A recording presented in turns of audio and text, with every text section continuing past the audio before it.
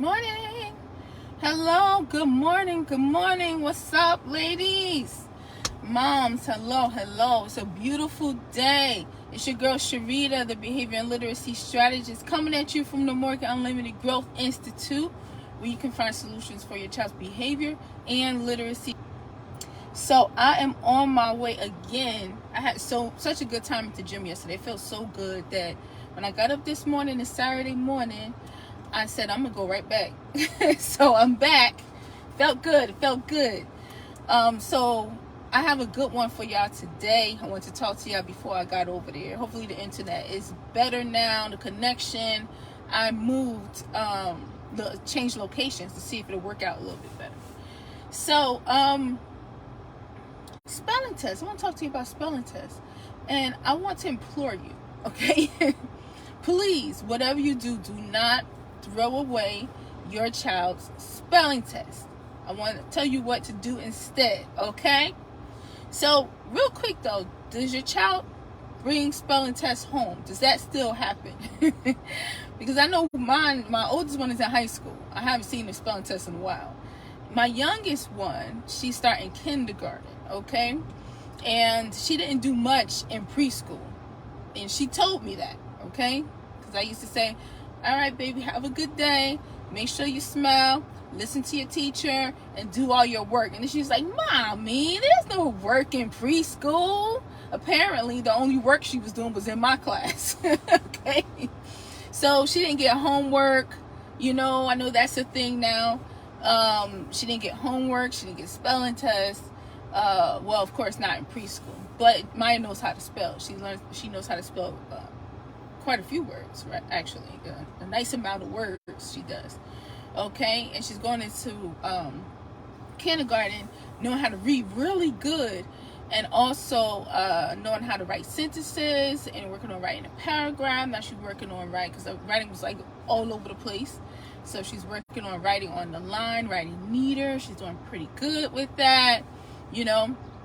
So I say all that to say that if your child is not bringing home spelling tests, this can still work, okay? So let's pretend that your child is bringing home spelling tests. Let's pretend that their child has a spelling test every week, and they bring home the spelling test every week, and they see the score, okay? If your child is getting a spelling test and they're getting a lot wrong, they're failing the spelling test, do not throw the spelling test away. Okay, keep all of them. I want to tell you what to do with them in a second. Now, if your child is not bringing home spelling tests, you give your child spelling tests. We are children's first and last teachers. So if you want your child to improve their spelling, then you, mom, can put on the teacher hat. Now, I know that you wear many hats. I know that that's what we do. We wear a lot of hats, so I understand. But I'm going to tell you about this technique. Part of it I've done already. Part of it is a combination with my youngest. My oldest, when she was younger, she learned how to spell at a young age. Hello, good morning. Hey, Miss Shauna, what's up, girl? How you doing today? Oh my gosh, happy to see you. We're talking about the spelling test. Do not throw away your spelling. You just in time, because I didn't start talking about what to do with the spelling test instead of throwing them away. So whether your child is bringing home spelling tests, or you're a mom who wants to give spelling tests to your child, they should be given frequently, right? And if you can make up some words you want them to spell. The spelling words can come from listening to your child read, and words that your child has difficulty with, they circle them and they write them down on an index card so that they can practice them later, learn how to read them and learn how to spell them, okay?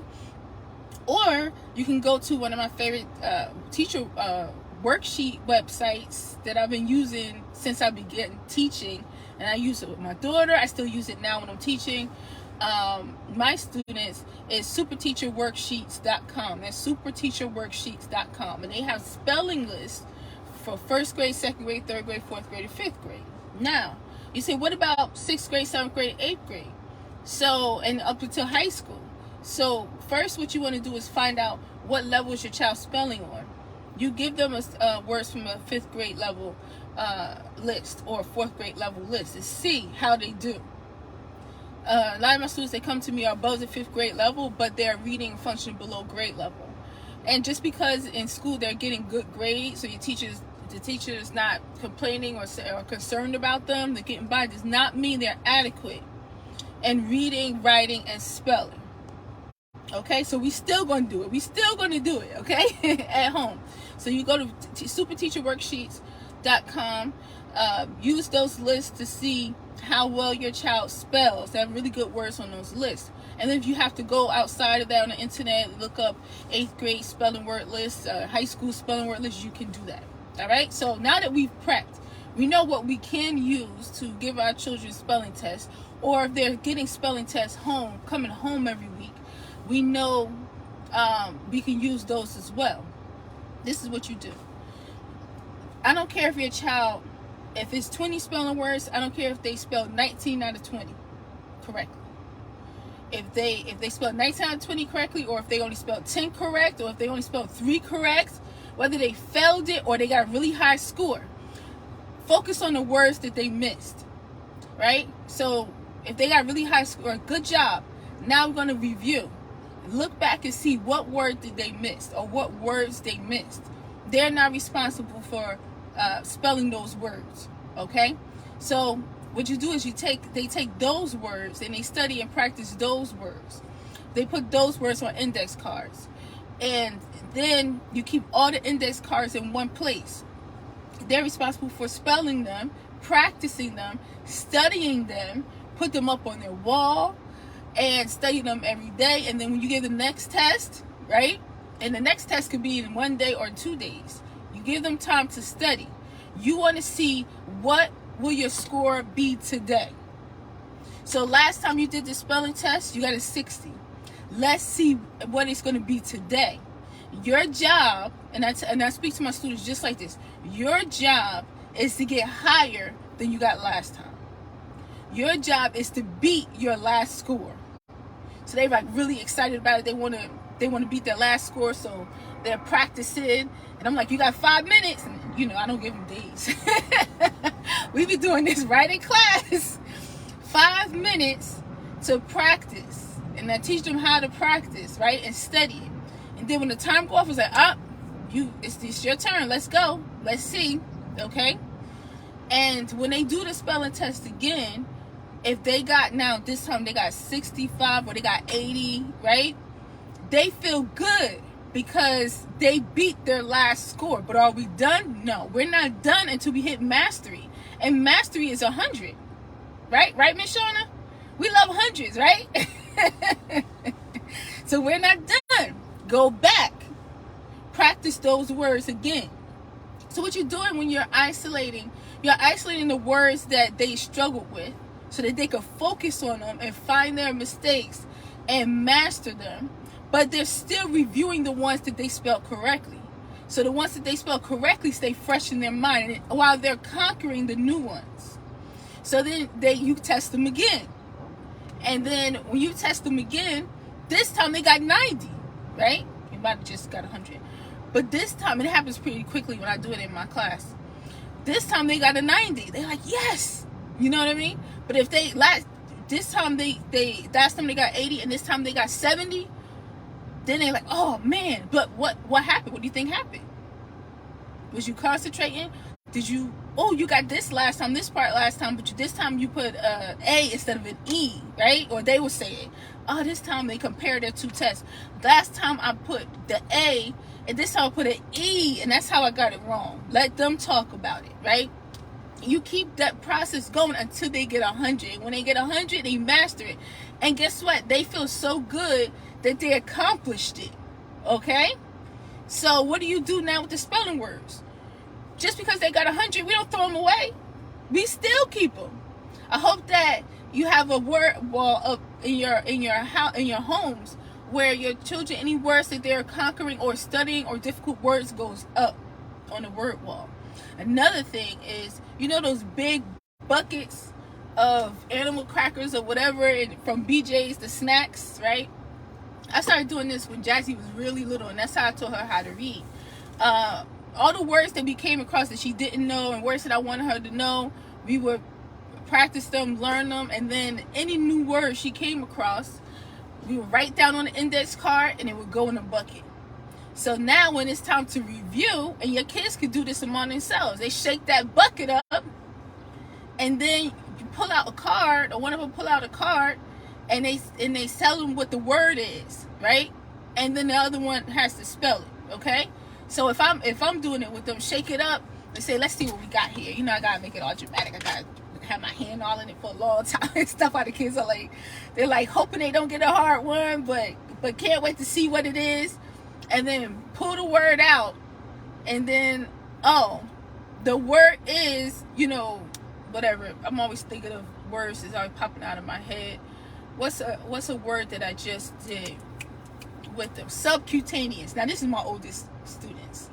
They're at the mercy. My youngest students too, but my students are at the mercy of whatever word is in his brain, and I got thousands of them. Okay, and they're like, where'd you get that from? That's not even a word. So I be scaring them like that. I be scaring them. But I pull the word out, and then I say the word, and then they have to remember how to spell it. Okay, and when you do that, them writing the word down is good for them to write it out and learn and look at their word to spell it. But if you want to challenge them even more, have them stand up, turn around without writing it down, and just use their brains, and really have to concentrate to remember the letters instead of writing them down. Okay, I got this so far, let me see what this next letter is. They have to totally use their brains, use their minds to figure it out. Okay, so challenge them. Any words your kids come across, any words you want them to spell, any words that they get wrong, that's now their word. They own it now. This word, I got it wrong, so now it's mine. Now I'm going to master it, and I'm responsible for knowing it all the time. So today, a word might be subcutaneous, right?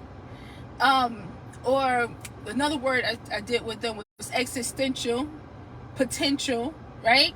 So they could work on the IAL at the end of the words. And common words that come to celebration, right?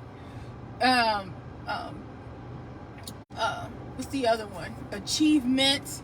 So the mint and the shun words that have ing in them, words that have ch, ch or tch. My youngest students are learning the tch words, and the ch. They knew ch, but now they learn it. You can also make the ch sound with tch. Those words keep coming. The best way for a kid to get really good at spelling and really good at reading is for them to develop a relationship with words, and for them to see them all the time. They can't just see them when it's time for them to take a test. They can't just see them when it's time for the teacher to just review words, right? They have to be reading, they have to be writing, they have to be responsible for their own spelling in their writing, and always editing. For those of you moms out there who feel like you might be doing too much because when your child's writing, you're looking at it and you want them to spell the words right, you make them go back and they huffing and puffing, and people are like, well, just this is where he is right now, and he's trying. No, you're not doing too much. You're teaching your child to go back and check their own mistakes. That you're teaching your child to keep going until they get it right. Okay? To not give up, to not settle for less. And some people understand that. Some people say yes, keep going, and push them even when they fighting and stuff. As soon as the kids start fighting, we feel like as moms, oh, I'm doing too much. Kids fight. That's what they do. It don't mean that that's what's right for them. Okay? So I've seen enough kids fight, and then when they get to the other side, when they conquer the words, I've seen them get all excited and be happy about it. So I'm okay with the fight. You know what I mean? Like, when I say okay with it, like, I'm not saying I condone the fight. I'm saying I'm not worried about the fight. I understand that that's what they're going to do. They don't know any better. Okay? And then they get to the point like, my students get, and then I talk junk. One of my students is an athlete. Well, I have 2 athletes in my program, and she has to go to a game, so she missed her class, and her mom texted me and asked me if she can go to another class. And for my athletes, I make accommodations if they have hectic schedules and stuff. I don't make accommodations if kids just didn't come to class, or they didn't feel like it, or they were late, or none of that. I don't do that, because I'm teaching my students to be on time and prepare for success. That's the first Work Unlimited Growth Institute successful, right? But for my athletes, yeah, I make adjustments. So she came to the later class. It was 2 boys in there. and I texted mom. I said she got the nerve to come to the class as a guest and beat the students in the word challenge and the spelling challenge. She got the nerve. She hurt their feelings, right? Mom was cracking up. She loved it too. So then when I was in the class yesterday, because I talk junk and me and my students, I'm tough on them, but we have a good time too. So on the whiteboard, I typed poor babies, and I put their names because they lost yesterday. So then they started talking junk, and they said, "Oh, Miss Sharita, I let her win because she was new. I let her win." So then I texted my other students and told her that they talking big judge, said that they let her win. And then she was laughing. She said, "I'm not even worried about it. I know I'm going to beat them again." They're like, "Oh," so it's like a big thing, right? This is what happens when they get pushed. This is what happens when it's like, to me, it reminds me of, because I grew up in an athletic household. Like, I wasn't the one, I did a little bit of sports, but really the ones who were in sports were my brothers, right? So that's kind of the way that I run my program as well. We're a team, we compete, we have a good time, right? And I get on them when I need to. I'm tough on them. I don't let them say I can't, or I don't know how, or give up, right? I don't tolerate that. So I really push them. I'm really a coach. So this is what happens when the students become self-motivated and they're in their environment. They get pushed. They get no excuses. They start to compete like they're in sports. They start to really invest in it. They can't wait for their turn to spell the word, to get their point, okay, and to beat the other student. But they start loving it and they have a good time. So do not be afraid to push your students, to demand excellence, to have them be accountable for every word, okay? A lot of people might not agree with my style, and sometimes people do disagree with what I do, but I'm telling you, the other end of it, after all that, the kick in the butt I give my students, and the not tolerating any excuses at all, and being hard on them, is when they accomplish it, they take it on themselves, and they're so excited, and they can't wait to spell the word, and they practice, okay? Hello, Miss Rashika. What's up? What's up, sis? She said that's definitely true. Work on their mistakes. Yes, absolutely. And I thought that when I first started teaching, I thought that this was, this wasn't a good. Okay, there we go. I just moved to a new location, trying to get a better connection, y'all. Okay, so one of the biggest, I thought that one of the biggest problems with kids and their spelling, or when they take a test, is when they take the test, they get the teacher corrects the test, right? Hey, Miss Rashika, the internet was off a little bit, but I'm back. When they take a test and then they hand it in, or they do their homework and schoolwork and they hand it in, and the teacher corrects it, gives it back to them, and they got their score, and then that's it. So kids feeling bad when they didn't. I'm not saying this, I don't do the blame game or nothing. I'm just looking for more. I just look for a more effective way to have kids learn. Okay, so the kids get the test back, and that's the end of the line. If I failed, I failed. If I had a spelling test, and I tried and I failed, I just failed. I got to eat that. You know what I'm saying? But yes, it's you can say you should have studied, and of course it's their responsibility to study. But where do we go from here? So when I started teaching, and like I said, I came from a mental health background. I was a mental health specialist. I had a strong behavior modification background. That was my thing, right? And I learned there was a direct link when I was working as a mental health specialist, we tried to help the kids with their homework, and they was acting out. All this behavior came out, and they got so unfocused, and they got angry, and it was a battle every day until the point where we just stopped doing it in our program, because we were mental health specialists, and it was a partial hospitalization program in Newark, New Jersey, for kids with behavior challenges and disorders. So that was our specialty. So we took that out. We just gonna focus on behavior. But I saw a need there. Kids act out when it's time for them to do their work, if they can't do it on their own, if it's hard, if they don't understand it, and they want somebody right next to them. That means they're not functioning independently. So when I started teaching, I decided I was going to do both. And I was a substitute teacher, so they just let me go in there and do what I wanted to do. I wasn't really, I didn't really have much, standards. I was in there freestyling, y'all. I was doing what I wanted to do. But I was teaching the students, I was improving their behavior and their academics at the same time. You cannot learn and become excel in class if you got all this behavior in the way. So we had to do both, right? Rashika says, right.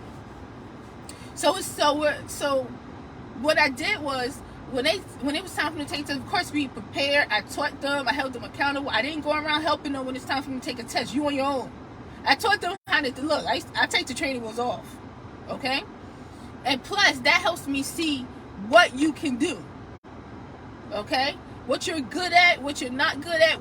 At what point in this word did you struggle? What is it exactly that you need? Exactly. I won't know that if I'm over there helping them. So they had to do it themselves. But at the end, when they got their score, each of them got a conference with me where we went through their tests. Oh, you got this right. You got this right. Good job. You got this. Oh, you did better than last week. Okay, now let's look at the ones that you didn't get, right? What do you think went wrong with this one? And then they will have the opportunity to learn from and correct their mistakes. That made a huge difference. When I first went in there, when it was time for them, because they was all over the place, and they was running out of classrooms and fighting, they wasn't doing any work or anything. Principal just was like, just keep them in the classroom, right? So it was terrible. They wasn't learning. And I went in there and said, I don't know what y'all think this is, but this is a classroom, so y'all gonna be learning. You're gonna be doing work in here. I don't know what this is, right? But when they have the opportunity to see their mistakes and correct them, oh, that's right. Oh, I did this. I should have done this. I should have done this. Then that made a huge difference. And now they get better each time. So and now they're measuring. They're able. You got to talk to kids like that.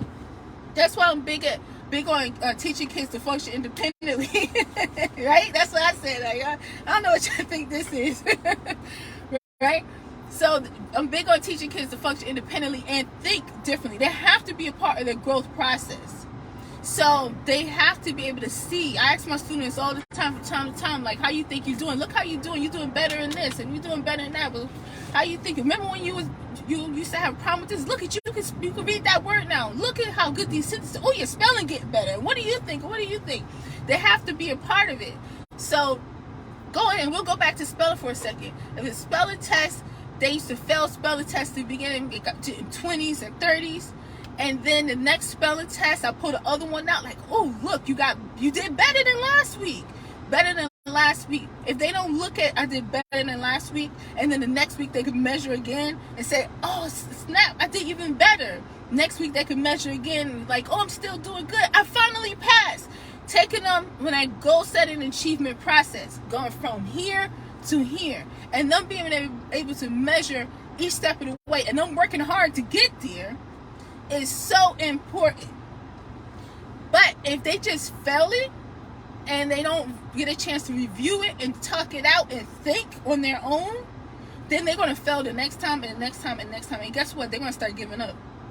And when I see kids doing this, they just going to sabotage. I'm going to fail it anyway. So I'm not even going to try to spell this word right. That's when all the being distracted and stuff come in. I'm trying to tell y'all. Being distracted in class and trying to get up to use the bathroom and dropping the pencils and falling out the chair and all the stuff that kids be doing is not, it has something to do with right now how I'm feeling. If I don't feel good about doing this work, or if I don't feel good about working by myself, or if I don't feel like working by myself, or I'm used to somebody always being right there with me, I'm going to do this automatically. You see them sitting down and focusing when they doing something they like, right? It has something to do with that. So that's why I started combining them both of them at the same time. So my students have behavior goals and academic goals. The academic goal, what do you want to improve on this market period? Okay, I want to improve on my spelling. Okay, good, that's a good goal. They wrote it in there.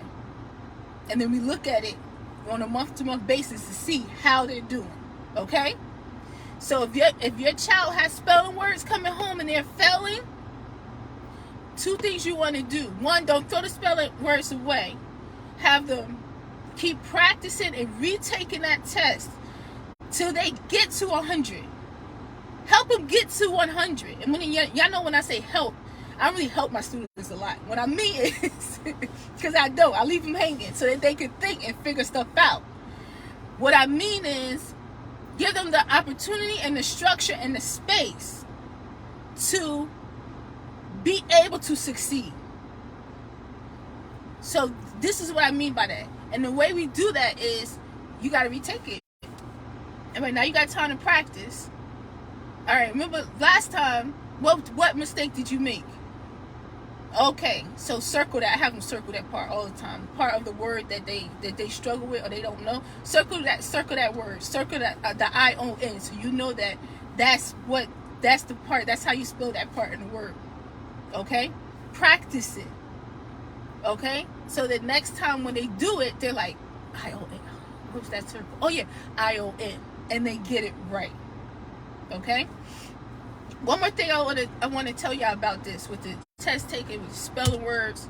So we talked about putting it, them retaking the test. We talked about them having a word wall where they put it up on the wall, and we also talked about them having a word bucket. You can have a word bucket. I like the word bucket, the big animal crackers bucket, and you shake it up, and you don't know what word is going to come out. And then you pull it out and they're like, but they're thinking and they figuring it out, right? The other thing is, you have to, when they are studying these words, don't be next to them. You have to leave the room. And a lot of people don't understand how much of a benefit virtual learning is. Now, I know y'all like, what? Because virtual learning has proven to be, especially with the pandemic, but if you do it right, it's a huge benefit with helping kids function independently. Because I'm not in the room. I'm talking to them like, I connect with my students and like, hey, I see you. Oh, I saw that face you just made. I'm nosy. I notice everything, okay? Right? Oh my gosh. Maya got a hold of the extra phone in the house and she just texted me.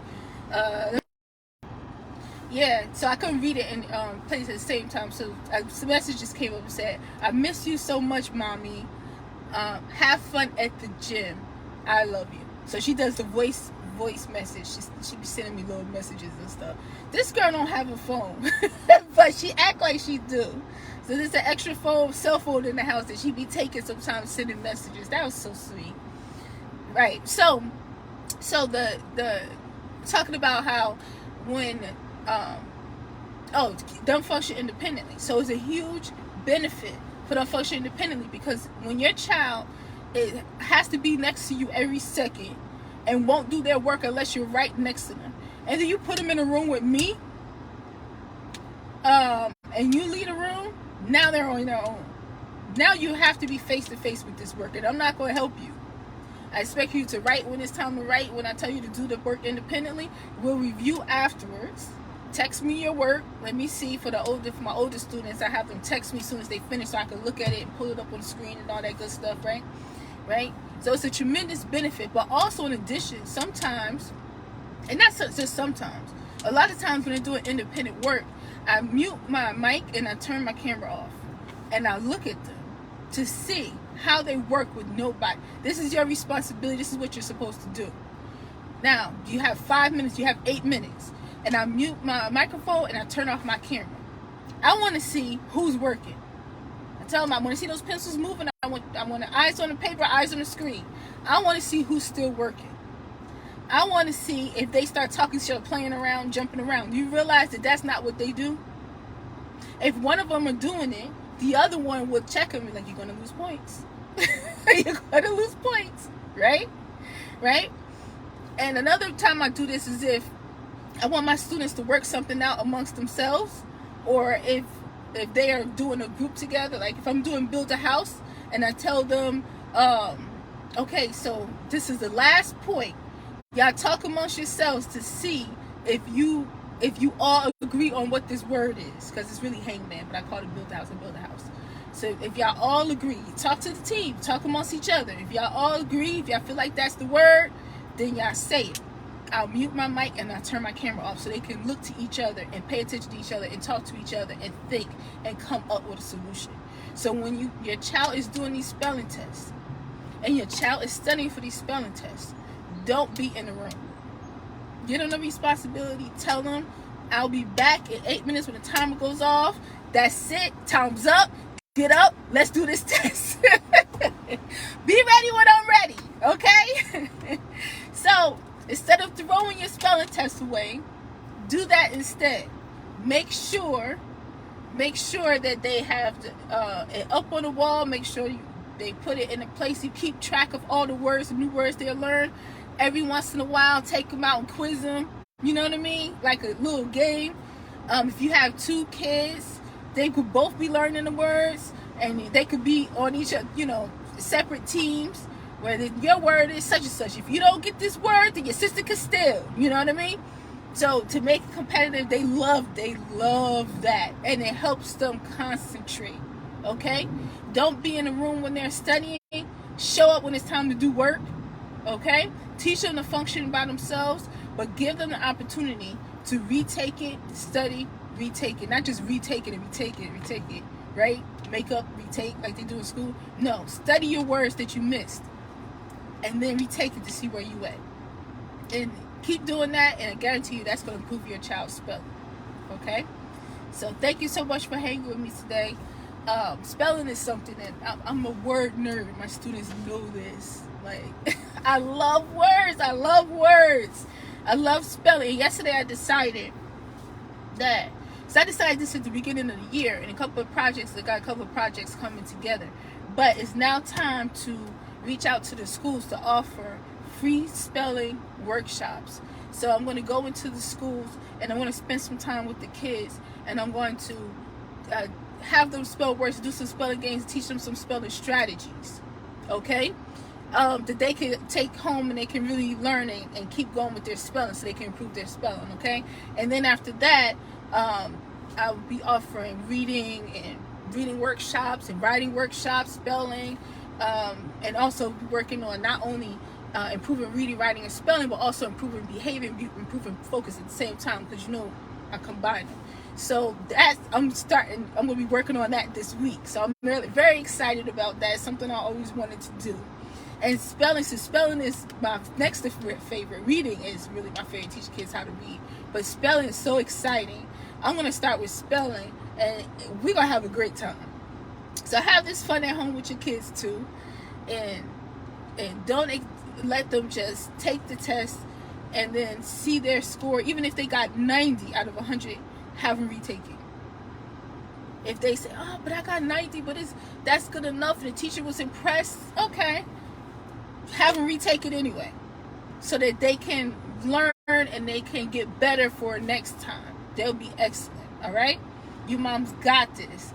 I'm gonna go to the gym now, because like I said, that's where I was on my way to.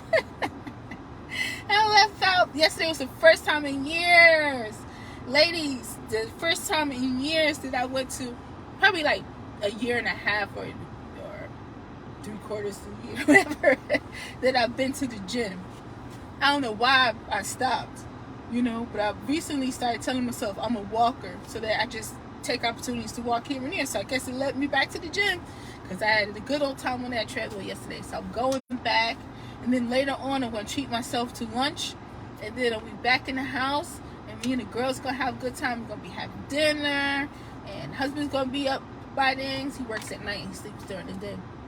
So we got a nice little Saturday plans and everything.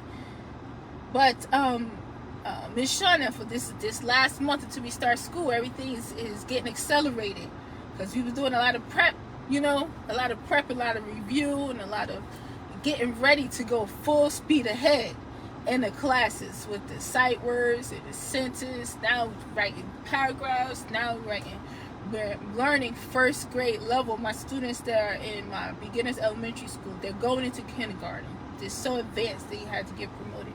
I'm teaching them on the first grade level because they are too advanced for the kindergarten level now. We got to get it in. Right, Miss Shauna? We got to get it in. We got to do it. We got to do it. But thank you so much, Miss Shauna. You know how I feel about you. You are so amazing. Such an amazing mom. I love you. I love your family. And it's such an honor to teach your girls. They're so awesome. And this school year is going to be the best school year ever.